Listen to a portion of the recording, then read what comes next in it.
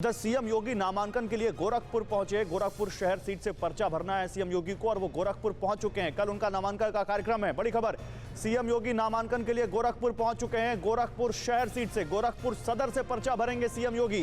कल सुबह 10:30 बजे वो पर्चा भर सकते हैं। आज पार्टी पदाधिकारियों के साथ उन्होंने बैठक की और इस बैठक में जो मौजूदा विधायक है राधा मोहन दास अग्रवाल वो भी शामिल हुए।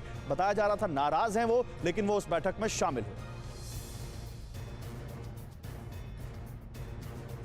तो गोरखपुर में सदर सीट से अब वहां पर मैदान में है सीएम योगी। तो उनके खिलाफ कौन है, उनको कौन चुनौती दे रहा है, जरा आप ये भी समझिए। सीएम योगी के खिलाफ आजाद समाज पार्टी के चंद्रशेखर आजाद चुनौती देने के लिए वहां उतरे हुए हैं। चंद्रशेखर ने योगी को चुनौती देने की बात कही। पर्चा नहीं भरा है आम आदमी पार्टी ने, लेकिन विजय कुमार श्रीवास्तव को उतारा है। समाजवादी पार्टी किसी ब्राह्मण उम्मीदवार को उतार सकती है। गोरखपुर की सभी 9 सीटों में 3 बार से बीजेपी का कब्जा है और गोरखपुर बड़ी सेफ सीट मानी जाती है बीजेपी के लिए, योगी आदित्यनाथ के लिए। और अब वहां पर उनको कैसे चुनौती देंगे ये लोग, ये देखना होगा। यूपी के सीएम योगी आदित्यनाथ आज अपने 5 साल के काम का पूरा हिसाब किताब लेकर भी आए। योगी का जोर सबसे ज्यादा कानून व्यवस्था पर रहा।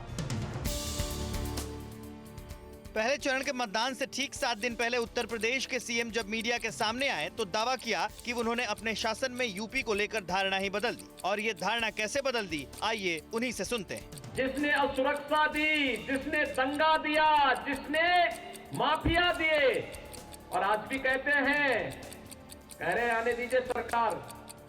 हमने कहा कभी नहीं हो रही। इस कवायद के दिन तक भी तुम्हारी जो है, कयामत के दिन तक भी तुम्हारा इस सपना साकार नहीं होने वाला है। वैसे तो सीएम ने राज्य में निवेश बढ़ने की बात भी कही, किसानों गरीबों के लिए किए गए काम को भी गिनाया, बेहतर कोरोना प्रबंधन का भी जिक्र किया। लेकिन गुंडों और माफिया से निपटने की अपनी यूएसपी पर योगी सबसे ज्यादा बोले।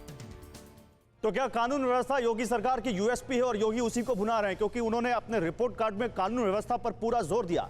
यूपी में बीजेपी के चुनाव प्रचार में गुंडों और माफिया पर कार्रवाई का बार बार जिक्र होता है। खुद प्रधानमंत्री समेत तमाम बड़े नेता हर चुनावी सभा में योगी की सख्ती की बात करते हैं।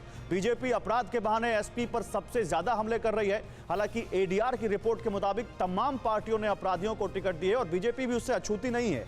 लेकिन चलिए आगे बढ़ते हैं। बीजेपी के सभी दिग्गज यूपी में हैं। आज राष्ट्रीय अध्यक्ष जेपी नड्डा कौशाम्बी में जनसभा को संबोधित कर रहे थे और वहां उन्होंने कहा कि बीजेपी एक देश एक विधान चाहती है, लेकिन विपक्ष ऐसा नहीं चाहता।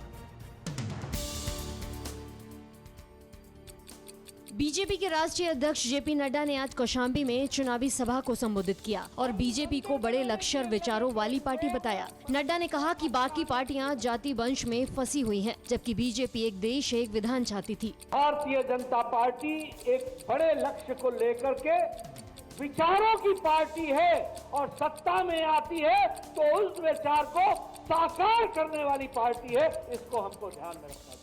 नड्डा ने यहाँ राम मंदिर का भी जिक्र किया और कहा कि बीजेपी राम मंदिर बनाने में लगी थी और दूसरे लोग मंदिर निर्माण अटकाने में लगे थे। हम मंदिर बनाने के लिए लगे थे, लोग मंदिर को अटकाने के लिए लगे हुए। कोरोना धर्म नहीं देखता, जात नहीं देखता, अमीर गरीब ऊंच नीच नहीं देखता। कोरोना सिर्फ मौका देखता है, लेकिन आप उसे मौका मत दीजिए। बस इतना कीजिए, जब कभी दफ्तर से बाजार से घर लौटिए तो इतना ख्याल जरूर रखिए कहीं आपके साथ कोरोना आपके घर तो नहीं जा रहा।